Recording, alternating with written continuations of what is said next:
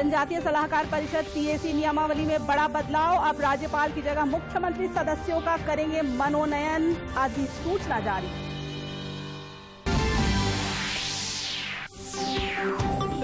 और तमिलनाडु के त्रिपुर से दुमका की 36 प्रवासी महिला कामगारों की भी घर वापसी। उपायुक्त ने की मुलाकात, कौशल के आधार पर रोजगार उपलब्ध कराने पर बल।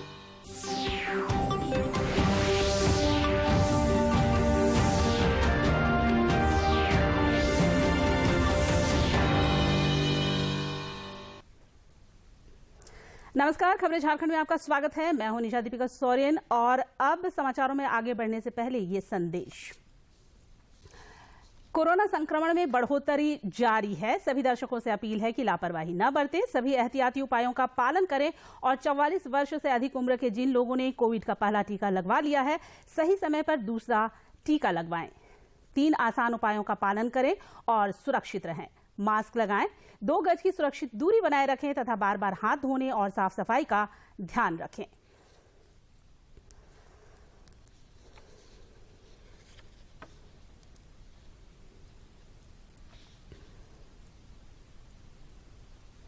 और अब समाचार विस्तार से। प्रधानमंत्री नरेंद्र मोदी ने आज विश्व पर्यावरण दिवस पर पुणे में जैव ईंधन पर आयोजित विशेष कार्यक्रम में वर्चुअल माध्यम से शिरकत की तथा इथेनॉल और बायोगैस के उपयोग पर विचार साझा किए। इस दौरान इथेनॉल सम्मिश्रण के लिए रोड मैप पर विशेषज्ञ समिति की रिपोर्ट भी जारी हुई। इथेनॉल सेक्टर के विकास के लिए एक विस्तृत रोड मैप आज अभी मुझे जारी करने का सौभाग्य मिला है। देश भर में इथेनॉल के उत्पादन और वितरण से जुड़ा महत्वाकांक्षी E100 पायलट प्रोजेक्ट भी पुणे में लॉन्च किया गया है। मैं पुणे वासियों को बधाई देता हूं, पुणे के मेयर को बधाई देता हूं। हम अपने तय लक्ष्यों को समय पर हासिल कर पाएं, इसके लिए मैं बहुत बहुत शुभकामनाएं देता हूं। साथियों, अगर आप गौर करें तो आज से 7-8 साल पहले देश में इथेनॉल की चर्चा बहुत कम, रेयरली कभी होती थी। कोई उसका जिक्र ही नहीं करता था और अगर जिक्र कर भी दिया तो जैसे एक रूटीन कोई बात होती है ऐसा ही हो जाता था। लेकिन अब इथेनॉल 21वीं सदी के भारत की बड़ी प्राथमिकताओं से जुड़ गया है। इथेनॉल पर फोकस से पर्यावरण के साथ ही एक बेहतर प्रभाव किसानों के जीवन पर भी पड़ रहा है। आज हमने पेट्रोल में 20% इथेनॉल ब्लेंडिंग के लक्ष्य को 2025 तक पूरा करने का संकल्प किया है।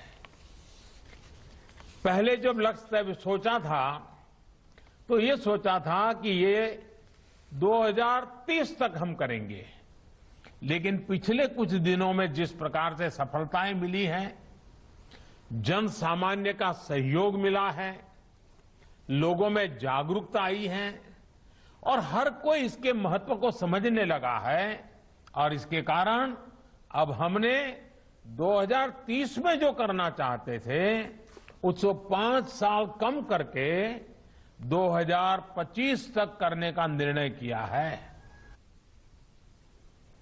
विश्व पर्यावरण दिवस पर पर्यावरण, वन और जलवायु परिवर्तन मंत्री प्रकाश जावड़ेकर ने देशवासियों से पर्यावरण को बचाए रखने की अपील की।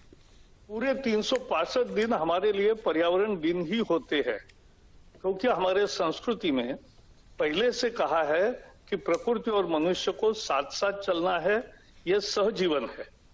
और इसीलिए शायद एक ही देश है भारत, जहां पेड़ों की, पशुओं की, पक्षियों की पूजा होती है। ऐसा करने वाला मैंने तो दूसरा देश नहीं देखा है। प्रधानमंत्री पहले से क्लाइमेट चेंज के बारे में बहुत एक्टिव है और बहुत विश्वास से काम करते हैं। आज भी रिको रिस्टोरेशन की थीम है। पिछले साल UNCCD का जब दिल्ली में सम्मेलन हुआ था तो प्रधानमंत्री जी ने 2,60,00,000 हेक्टेयर आने वाले 10 साल में डिग्रेडेड का जमीन वो हम फिर से उपजाऊ करेंगे, ये प्रण किया है। ये महत्वपूर्ण है। फिर गुजरात में उन्होंने पहली दफा क्लाइमेट चेंज डिपार्टमेंट निकाला, क्लाइमेट चेंज मिनिस्ट्री यहां भी की, और एक किताब अल गोर का बहुत दिनों से चल रहा था, इनकन्वीनियंट ट्रूथ, उसका एक बहुत प्रयोगों के आधार पर कन्वीनियंट एक्शन, ये किताब मोदी जी का लिखा मैंने देश के सभी नेताओं को जो हमें पेरिस के समय मिले उन सबको दिया और सबने बड़ी प्रशंसा की। प्रधानमंत्री नरेंद्र मोदी ने देश में कोरोना टीकाकरण अभियान की समीक्षा की तथा टीके की बर्बादी को कम करने पर बल दिया। समीक्षा की। इस दौरान प्रधानमंत्री मोदी ने टीकों की बर्बादी को कम करने पर जोर देते हुए कहा कि टीकों की बर्बादी की संख्या अब भी अधिक है और इसे कम करने के लिए कदम उठाए जाने की जरूरत है। बैठक में अधिकारियों ने प्रधानमंत्री को टीकों की मौजूदा उपलब्धता और इसे बढ़ाने के लिए रोड मैप के बारे में जानकारी दी। टीकों के उत्पादन में तेजी लाने में विभिन्न टीका निर्माताओं को मदद के लिए किए जा रहे प्रयासों से भी प्रधानमंत्री को अवगत कराया गया, जिसमें कहा गया कि भारत सरकार टीका निर्माताओं के साथ मिलकर काम कर रही है और उन्हें अधिक उत्पादन इकाइयों की स्थापना, कच्चे माल की आपूर्ति और वित्त पोषण में मदद कर रही है। इसके साथ ही प्रधानमंत्री ने स्वास्थ्य कर्मियों, अग्रिम पंक्ति के कार्यकर्ताओं, 45 से अधिक और 18 से 44 आयु समूहों में टीकाकरण कवरेज की स्थिति की समीक्षा की। मुख्यमंत्री हेमंत सोरेन ने राज्य में कोरोना संक्रमण की रफ्तार थमने पर संतोष जताया है। मुख्यमंत्री ने कल प्रोजेक्ट भवन सचिवालय में पत्रकारों से बातचीत करते हुए कहा कि अब जिंदगी को फिर से पटरी पर लौटाने का प्रयास हो रहा है। प्रयास प्रारंभ हो रहा है। आज हम लोग भी प्रोजेक्ट बिल्डिंग एक लंबे समय के बाद आए। वर्क फ्रॉम होम ही सब चल रहा था और कई सुख दुख घटनाओं के साथ हम लोग यहाँ खड़े। आपने अपने पत्रकार सहयोगियों को भी खोया, हम लोगों ने भी अपने कई रिश्ते नाते को भी खोया, लेकिन इसी आशा उम्मीद के साथ कि कल और अच्छा बेहतर तरीके से हम लोग आगे बढ़ेंगे। देश में पिछले 24 घंटे के दौरान कोरोना के 1,20,000 से अधिक नए मामले सामने आने के बाद कुल पॉजिटिव मामलों की संख्या 2,86,94,000 से ज्यादा हो गई है। के मुताबिक पिछले 24 घंटों में 1,97,000 से अधिक मरीज उपचार करवाकर स्वस्थ हो चुके हैं, जिसके बाद देश में रिकवरी रेट बढ़कर 93.38% हो गया है। इस समय देश में सक्रिय मामलों की कुल संख्या 15,55,248 है। बीते 24 घंटों में देश भर में कोरोना से 3,380 लोगों की मौत हुई है। इधर झारखंड में कोरोना संक्रमण के मामलों में लगातार कमी हो रही है। प्रदेश में पिछले 24 घंटे के अंतराल में 478 नए मरीज मिले, जबकि इस अवधि में 1170 लोगों ने कोरोना को हराया और 13 लोगों की मौत हुई है। राज्य में फिलहाल कोरोना के 6,832 एक्टिव केस शेष हैं, जबकि रिकवरी रेट बढ़कर 96.56% हो गई है।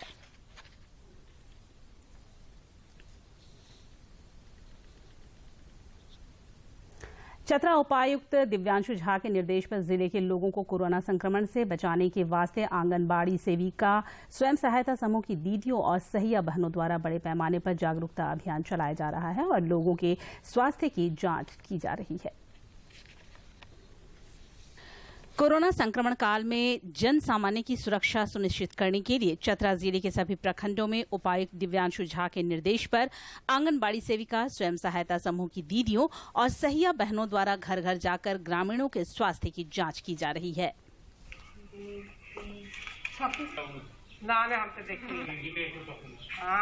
इस दौरान टीम के सदस्य बच्चों के भी स्वास्थ्य जांच कर रहे हैं ताकि कोरोना की तीसरी लहर की आशंका पर विराम लगाया जा सके।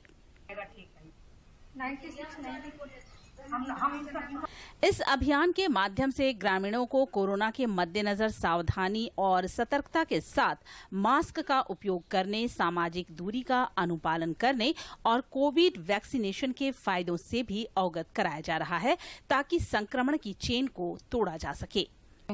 और कोविड के लिए जागरूक कर रहे हैं लोगों को, जो टीका लिए हैं उनके भी जानकारी ले रहे हैं और जो नहीं लिए हैं उनको लेने के लिए प्रेरित कर रहे हैं। कोरोना की दूसरी लहर अब थम गई है, लेकिन अब भी इसके खतरे नहीं हुए हैं। जरा सी लापरवाही इसे फिर से हवा दे सकती है। ऐसे में इस महामारी को जंजीरों में जकड़ने के लिए इसकी चेन को कोविड अनुकूल व्यवहार से तोड़ना जरूरी है। चतरा से अशोक तुलस्यान की रिपोर्ट। देश में पिछले 24 घंटे में कोरोना वायरस की 36,50,080 लोगों को वैक्सीन लगाई गई, जिसके बाद कुल वैक्सीनेशन का आंकड़ा अब बढ़कर 22 करोड़ से ज्यादा हो गया है। लगाई गई, जिसके बाद कुल वैक्सीनेशन का आंकड़ा 22,68,60,317 हो गया है। राजधानी रांची में कोरोना रोधी टीके को सर्वसुलभ बनाने के लिए प्रयास तेज कर दिया गया है। रांची के मोराबादी स्थित बिरसा मुंडा फुटबॉल स्टेडियम में सप्ताह के 3 दिन शुक्रवार, शनिवार और रविवार को 45+ वालों के लिए वैक्सीन कैंप का आयोजन किया जाएगा, जिसकी शुरुआत शुक्रवार से हो गई। इस दौरान अनेक लोगों ने वैक्सीन कैंप में टीका लगवाया। लगेगा ही नहीं, इसमें पता भी नहीं चलेगा। आपको पता नहीं चलेगा। रांची के उपायुक्त छवि रंजन ने बताया कि यह अभियान पूरे 1 महीना चलेगा और हर प्रखंड में चलेगा। इस मौके पर उपायुक्त ने सभी पात्र लोगों से टीका लगवाने की भी अपील। 3 दिन हर अगले शुक्रवार, शनिवार, रविवार को भी होना। ये पूरे 1 महीने का ड्राइव चलेगा और इसकी शुरुआत जो है वो हर प्रखंड में की गई है और सेक्टर भी बढ़ा दिए गए हैं और ये ड्राइव जो है वो 45+ वालों के लिए।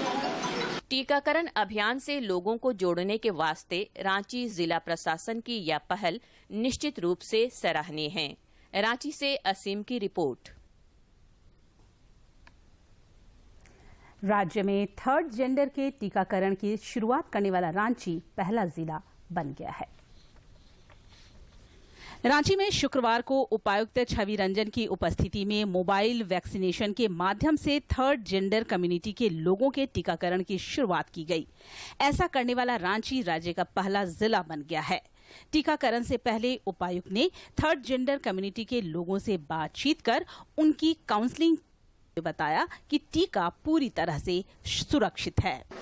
देखिए, आज उन्होंने हमें इंसान समझा और ऐसी जगह हमें दी और हमें एक मतलब अच्छी पहल में जोड़ा। तो समुदाय इसके लिए तहे दिल से धन्यवाद करता है। साथ ही कम्युनिटी में बहुत सारी चीजें थी, बहुत सारा डर था। तो हमारी जो बात थी कि हम वैक्सीन लेने से पहले अपनी एक छोटी सी काउंसलिंग करवाएंगे। काउंसलिंग के इस दौरान पत्रकारों से बातचीत करते हुए उपायुक्त ने कोरोना संक्रमण के प्रसार को रोकने के लिए समाज के हर वर्ग के टीकाकरण पर जोर दिया और इसकी शुरुआत जो है वो हर प्रखंड में की गई है और सेक्टर भी बढ़ा दिए गए हैं और ये ड्राइव जो है वो 45+ वालों के लिए और बिरसा फुटबॉल स्टेडियम में भी हम लोगों ने ये शुरू किया है ताकि वैसे व्यक्ति जो लोग कहीं और जाने की दिक्कत ना हो। मोराबादी में कोरोना को मात देने में वैक्सीन की उपयोगिता जग जाहिर है।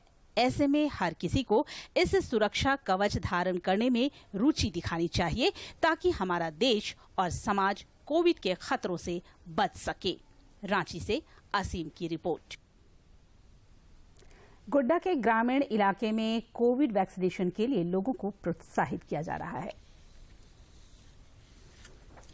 कोरोना के लिए गोड्डा में सभी पात्र लोगों को वैक्सीन लेने के लिए प्रेरित किया जा रहा है। महागामा के विधायक दीपिका पांडे सिंह ने भी कई अस्पतालों और सार्वजनिक स्थानों का भ्रमण कर स्वास्थ्य सुविधाओं का मुआयना किया और लोगों से टीका लेने की अपील की। मैं आप लोगों के माध्यम से महगामा के सभी वासियों से ये कहना चाहती हूँ कि यह मुश्किल समय ज़रूर है, लेकिन हम लोग हिम्मत रख के मिलजुल करके इस पूरे समय को भी काट लेंगे। आप लोगों से मेरा निवेदन है कि सरकार वैक्सीन दे रही है, बिना किसी भ्रम के ज़्यादा से ज़्यादा लोग खुद को वैक्सीनेट कराएं।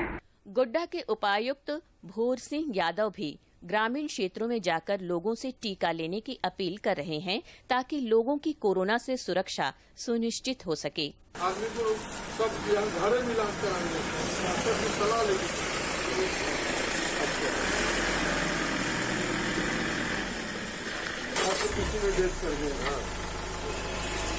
गोड्डा में धार्मिक संगठनों के प्रतिनिधि और धर्म गुरु भी कोरोना रोधी टीके के प्रसार प्रचार में लगे हैं और वे लोगों की भ्रांतियों को दूर कर रहे हैं। प्रशासन हम लोगों को क्या कर दिया, उसी के अनुसार हम लोगों को चलना है। या डीसी हो, एसपी हो, सबको ही वैक्सीन लेना है। आज के दौर में जो अफवाह फैली है कि कोरोना का टीका नहीं लगवाना चाहिए, ये सब गलत अफवाह है। मैं तमामी हजरात से और तमामी लोगों से ये निवेदन और गुजारिश करता हूँ कि स्वास्थ्य केंद्र जाकर के कोरोना का टीका लगवाएं। यह बात 100% सही है कि कोरोना का टीका लेने से व्यक्ति विशेष की अपनी जान तो सुरक्षित हो जाती है, लेकिन समाज की सुरक्षा का दायित्व भी समाज को ही निभाना है, जिस काम में सबों की भागीदारी जरूरी है। गोड्डा से रंजन कुमार की रिपोर्ट। भाजपा के राष्ट्रीय अध्यक्ष जेपी नड्डा ने पार्टी के महासचिवों और मोर्चा प्रमुखों की बैठक बुलाई है। 2 दिन की इस बैठक में पार्टी द्वारा कोरोना महामारी की दूसरी लहर के दौरान किए जा रहे सेवा कार्यों पर विशेष रूप से चर्चा होगी। भाजपा अध्यक्ष द्वारा बुलाई गई इस बैठक में पार्टी संगठन से जुड़े भावी कार्यक्रमों को लेकर भी चर्चा होगी। भाजपा अध्यक्ष जेपी नड्डा ने पार्टी संगठन को सेवा ही संगठन के तहत देश भर में लोगों की सेवा करने और ग्रामीण स्तर पर जरूरतमंदों को राहत पहुंचाने का टास्क दिया था। केंद्र सरकार के 7 साल पूरा होने पर पार्टी ने 1 लाख से अधिक गांवों में राहत के लिए कार्यक्रम किए थे, जिसमें कोरोना से बचाव के लिए मास्क तथा सैनिटाइजर का वितरण और रक्तदान शिविर भी शामिल था। जनजातीय सलाहकार परिषद टीएसी के नियमावली में बड़ा बदलाव किया गया है और अब राज्यपाल की जगह मुख्यमंत्री सदस्यों का मनोनयन करेंगे। इस संबंध में अधिसूचना जारी कर दी गई है। नियमावली में सदस्यों के मनोनयन का अधिकार राज्यपाल से लेकर मुख्यमंत्री में निहित कर दिया गया है। पूर्व में इन सदस्यों के मनोनयन की अनुशंसा के लिए सरकार की तरफ से राज्यपाल को नाम भेजे जाते थे। मुख्यमंत्री टीएसी के पदेन अध्यक्ष तथा अनुसूचित जनजाति, जाति, अल्पसंख्यक एवं पिछड़ा वर्ग कल्याण मंत्री इसके उपाध्यक्ष होंगे।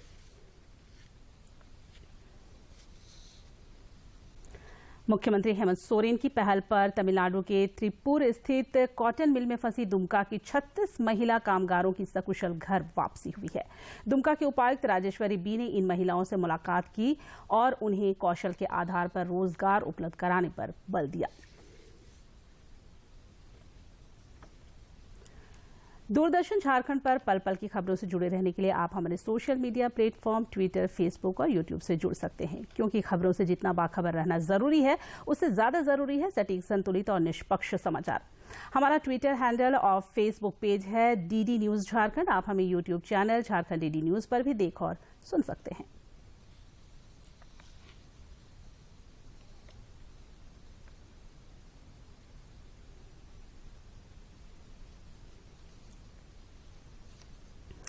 लंबे अंतराल के बाद मुख्यमंत्री हेमंत सोरेन की अध्यक्षता में कल राज्य मंत्रिपरिषद की बैठक हुई, जिसमें कुल 33 प्रस्ताव पारित हुए। अतिरिक्त देय राशि अब 1000 रुपए प्रति माह हो जाएगा और इसमें अतिरिक्त जो राशि का वहन हो रहा है 10 महीने के लिए वो 39,79,55,000। स्वास्थ्य, चिकित्सा, शिक्षा एवं परिवार कल्याण, इसके अंतर्गत जो झारखंड उच्च न्यायालय रांची के न्यायाधीशों को चिकित्सा सुविधा प्रतिपूर्ति मिलती है, तो उस नियमावली में फैमिली की जो परिभाषा है उसको कुछ परिवर्तित किया गया है। उस पर मंत्रिपरिषद की स्वीकृति दिया गया है। 3D में जो प्रावधान है वो कहता है family means the wife or in case of judge has more than one legally married wife, wives, legitimate children, parents of the judge who are dependent upon him. ये पहले का प्रावधान है। और जो परिवर्तित अभी संशोधन है उसके अनुसार फैमिली मीन्स द वाइफ और इन केस ऑफ जज who has more than one legally married wife, wifes, legitimate children, parents or widow dependents of the late judge who are wholly dependent upon him, and in case of children till they attain the age of 21 years.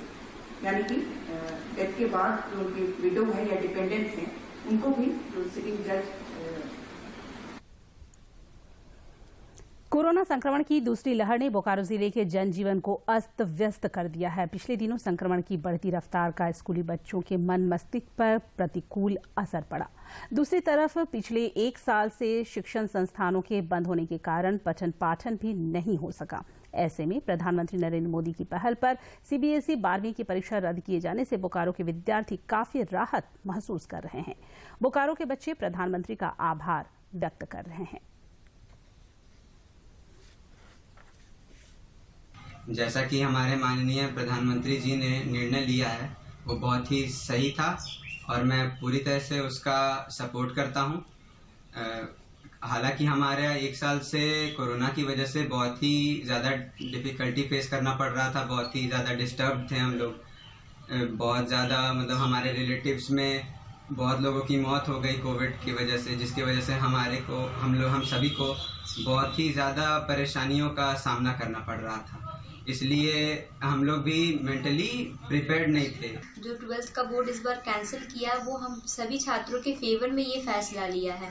मैं इस फैसले से बहुत खुश हूँ क्योंकि हमारे मन में हमेशा एक डर बना रहता था कि अगर हम एग्ज़ाम देने गए और अगर हमें कोरोना संक्रमण हो गया और हमारे द्वारा हमारे परिवार वालों को भी ये संक्रमण फैल सकता था। हमारे बोकारो में भी कोरोना के केसेस बहुत थे और इस कोरोना के कारण मृत्यु भी बहुत लोगों की हुई बोकारो में और हमारी पढ़ाई भी सही नहीं चल पा रही थी, अच्छे से नहीं हो पा रही थी हमारी पढ़ाई कोरोना के कारण। हमेशा दिमाग में कोरोना का डर बना रहता था। वैश्विक महामारी कोरोना की विषम परिस्थितियों में कमजोर तबकों के लिए केंद्र सरकार प्रायोजित प्रधानमंत्री गरीब कल्याण योजना वरदान सिद्ध हो रहा है। चतरा जिले में अनेक लोगों को इस योजना से राशन के रूप में गेहूं, चावल मिल रहा है, जिससे वे काफी प्रसन्न हैं और प्रधानमंत्री नरेंद्र मोदी का आभार जताते नहीं थक रहे।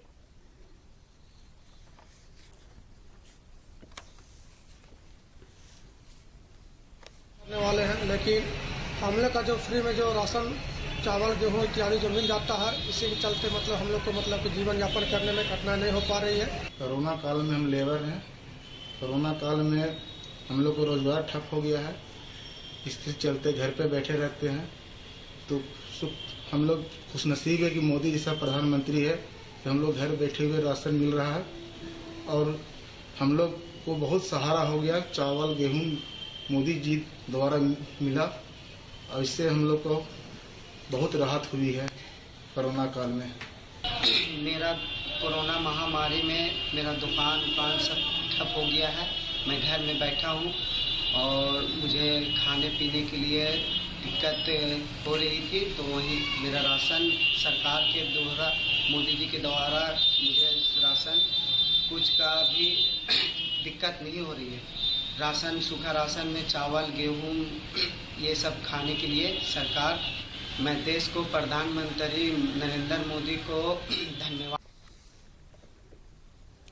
कोरोना का खतरा अभी टला नहीं है। दूरदर्शन झारखंड आप सबों से अपील करता है कि आप खुद भी मास्क पहने तथा दूसरों को भी मास्क पहनने के लिए प्रेरित करें और सामाजिक दूरी के दिशा निर्देशों का पालन करें।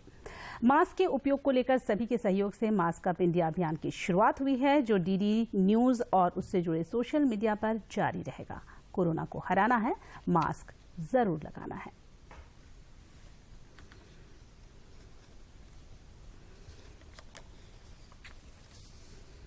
उन्हीं तक महामारी के खिलाफ मानवता की जंग जारी है।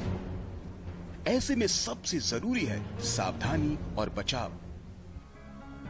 फेस मास्क कोरोना से रोकथाम का सबसे प्रभावी उपाय साबित हुआ है। विश्व स्वास्थ्य संगठन और विशेषज्ञों की शोध का भी यही निष्कर्ष है कि मास्क से मुंह और नाक को अच्छी तरह ढककर कोरोना संक्रमण को कम किया जा सकता है।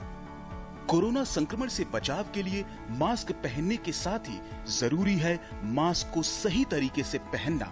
बहुत से लोग मास्क से नाक और मुंह को सही तरीके से नहीं ढकते हैं, जिससे संक्रमण का खतरा बना रहता है। बिना मास्क या फेस कवर के घर से बाहर निकलने की अभी कल्पना करना भी सही नहीं है।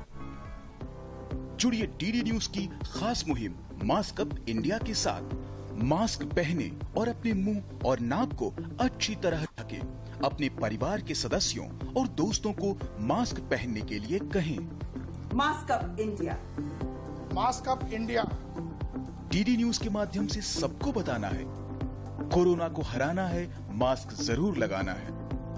Mask up India, mask up India, mask up India.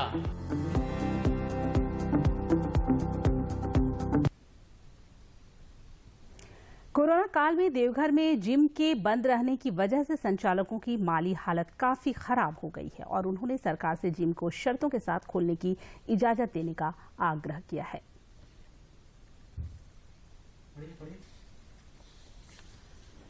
Doordarshan Jharkhand पर पल पल की खबरों से जुड़े रहने के लिए आप हमारे social media platform Twitter, Facebook और यूट्यूब से जुड़ सकते हैं, क्योंकि खबरों से जितना बाखबर रहना जरूरी है उससे ज्यादा जरूरी है सटीक, संतुलित और निष्पक्ष समाचार। हमारा ट्विटर हैंडल और फेसबुक पेज है डीडी न्यूज झारखंड। आप हमें YouTube channel Jharkhand DD news पर भी देख और सुन सकते हैं।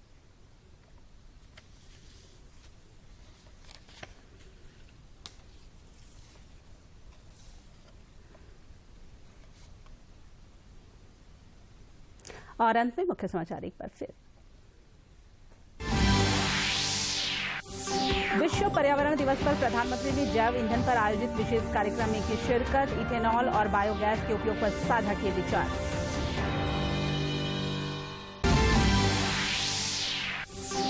राज्य में 24 घंटे में 1170 लोगों ने कोरोना को हराया। मिले 478 नए मरीज। संक्रमण के मामलों में कमी होने पर मुख्यमंत्री ने जताया संतोष। जनजातीय सलाहकार परिषद पीएसी नियमावली में बड़ा बदलाव। अब राज्यपाल की जगह मुख्यमंत्री सदस्यों का करेंगे मनोनयन। अधिसूचना जारी।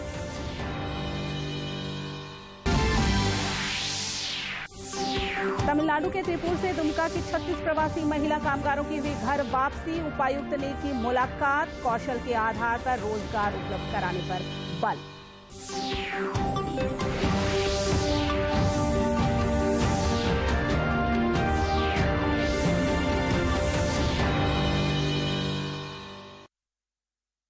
सावन मौसम का गलियों और चौराहों पर वंदे मातरम, वंदे मातरम।